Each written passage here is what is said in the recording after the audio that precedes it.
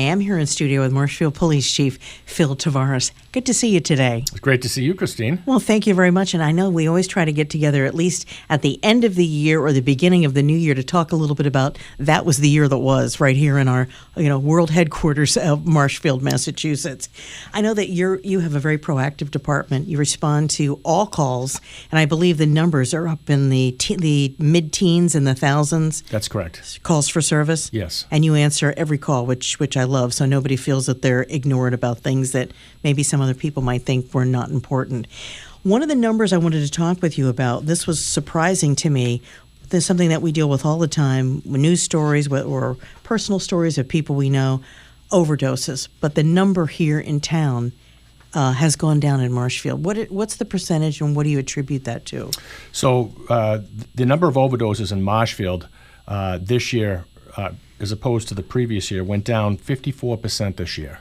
That's pretty amazing. What do you attribute that to? To Narcan? Less use? What do you think? No, I think there's a lot of different reasons for it. I think Narcan being readily available to the general public has provided assistance to people that, instead of calling the police, they're getting treatment by other people that are with them, so it's not being reported to us. But I also think our hard work working with substance abuse, people that are suffering from it and their families, and getting them the treatment has also helped.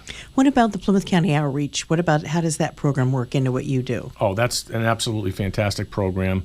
Every department in Plymouth County is involved in it, as well as the Sheriff's Department and the District Attorney's Office. And we get notified of any overdose that happens, and we report any overdose that happens.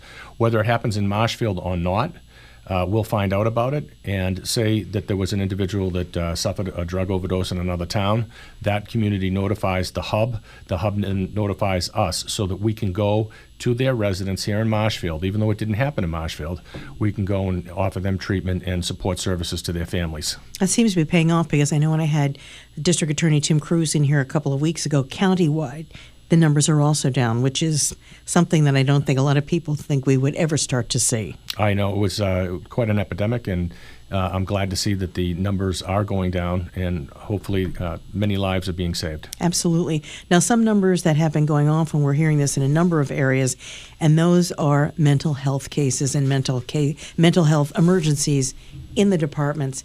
What's the percentage in this town, and how does your department deal with this?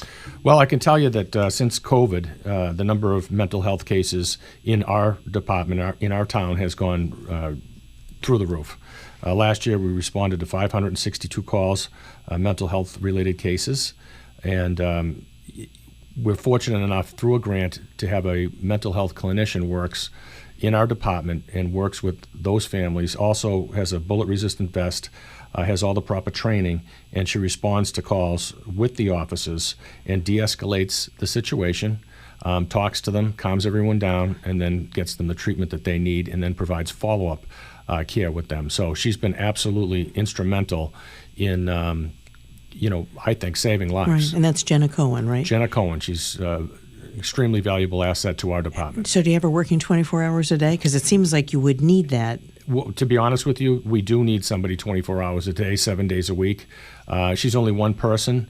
Our goal would be to get more in the future, but she's doing the best she can, and she's doing a great job. Well, and so that's something that I know that there was a demand for that, or a call for that, for a long time, but you folks were working on that for a while to make sure that happened. Something else that I know that your department deals with, sometimes when people wander, you've got either kids that are autistic, or you've got some victims of dementia. And I remember a story that we covered, I believe it was a resident here in Marshfield, I think it was in March, and an older man with dementia. But that turned out okay, as I remember. Yes, thankfully. He was missing for approximately 4 to 5 hours in the middle of the night. He was on foot. The weather was cold and raining. He wasn't dressed appropriate for the weather conditions. Officer Reedy and K-9 Fox were enlisted to assist in the search, and K-9 Fox was able to locate the man in the woods safely, although he was outside in the elements for over 5 hours and was showing signs of hypothermia. He was transported to the hospital and had a full recovery. So Fox and Rob Reedy did a great job. That's great to hear that. Now, I know something that a lot of other people may have been following. There was a big fire in Carolina Hill. It was a multi-alarm fire. Was it 3, 4, or maybe even 5 alarms? It was big. Yes, it was a massive forest fire on Carolina Hill. The fire department had asked us to help them locate it because it was deep in the woods. So we utilized 2 of our ATVs, and additional officers blocked the roads so that the fire department could fight and contain the fire. It did take hours, and assistance was called in. The fire department did a great job putting the massive fire out. No one was hurt, and the cause of it, I believe, is still under investigation. Now, a couple of stories that actually made the Boston market too were a couple of incidents that happened here in Marshfield, and that was right around the time of Thanksgiving, where a resident and the roommate, there was some kind of an altercation, and one man died. Yeah, that was a very sad story. That was a very unfortunate incident. I don't believe it was intentional, but there was a dispute over the food that was being cooked prior to Thanksgiving in the kitchen, and it's alleged that one person, grabbed the other person, and they fell back and hit their head, and unfortunately passed away. It's a sad story for everybody involved. Absolutely, and I remember too a story that we went to because we were hearing bits and pieces of it. Was a big incident at the school bus stop right here in Marshfield, and it involved, I believe, reports of a gun and maybe somebody being bitten, and I think that was in May. Yes, it was May. We received multiple 911 calls for an altercation at the school bus stop on Plain Street, and it was reported to us that the suspect fled on foot and was in possession of a firearm, and that the victim suffered a bite to his arm and had a set of keys struck against his head. So we searched the area, and the suspect was located. The suspect did not hold a firearms permit and was subsequently arrested on a number of violent crimes, and the gun was never recovered, and the victim was transported to the hospital, and he recovered. You know, it's interesting that this year marks, which surprised me, the 90th anniversary, actually, of the Marshfield Police Department. I think a lot of people assume incorrectly, oh, yeah, you guys have been around, Since 1640. Yeah, with colonial outfits on, or maybe marching around. Maybe I'm thinking of British soldiers, but 90th anniversary of the Marshfield Police Department. So that if this is the 90th, who did the policing before Marshfield had a department? Prior to 1929, the duties of the police department were carried out by constables and the state police. But, under Section 97 of Chapter 41 of the General Laws in 1934,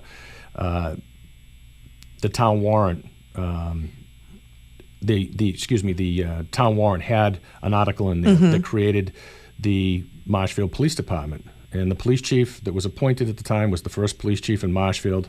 His name was John Armstrong. Okay. He was from Scotland and was a police officer with the Glasgow, Scotland Police Department. Oh, wow. Yeah. But there haven't been that many chiefs in Marshfield. There's a long history here. There's not the three years in and out. You guys stay for a while. Well, the last 40 and a half years, there's only been 2 police chiefs. But since 1929, there's been 11. Okay. So it's just in the last, 40 years, you and Bill Sullivan? Correct. That's it? Yeah. You stick around. Don't want to leave Marshfield. I'm staying. Okay, you're good. Stuck with me. Okay, no early retirement. No, you're not allowed to retire until I do. I'm not planning. Deal. Okay, good. And then I know right now for 2025, you're working on state. This is a big certification and accreditation. Yes. And why is this such a big deal? Because it will show more transparency to the public. We'll be following the best policies and procedures in police practices. It'll reduce liability to the town, and it's an overall great thing. It's great for the public. It's great for the police department. It shows transparency, reduces liability, and it has us doing all the right things all the time. And that's currently right now we're in a self-assessment, and we're working towards certification with the Massachusetts Police Accreditation Commission. And next week, we actually have our full evaluation where a team of people are going to come in, go around the police department, evaluate our facility, evaluate our policies and procedures, look at our cruisers, look at our equipment, and make sure that we're doing all the right things. If we are, then we'll be certified, and that's step 2. Step 3 would be accreditation, which probably takes about a year after being certified. So that's an important thing for me and the officers to accomplish. Anything else you'd like to add for our listeners to let them know? You're here, you're standing by, and 2024 was a pretty good year. Yes, I'd like to thank everybody for, being well behaved and for their support to the police department. They've been great. Here in Marshfield, it's a real nice feeling knowing that the community supports you. I know that at certain times in different places around the country, that hasn't always been the case. But I feel we've got a great partnership with the community, and I encourage them to call us. No problem is too small. If it's a problem for them, it's a problem for us. So give us a call and let us help you. Thank you very much. Again, that's Marshfield Police Chief Phil Tavares. Thanks so much for joining us today. Thank you, Christine. You're welcome.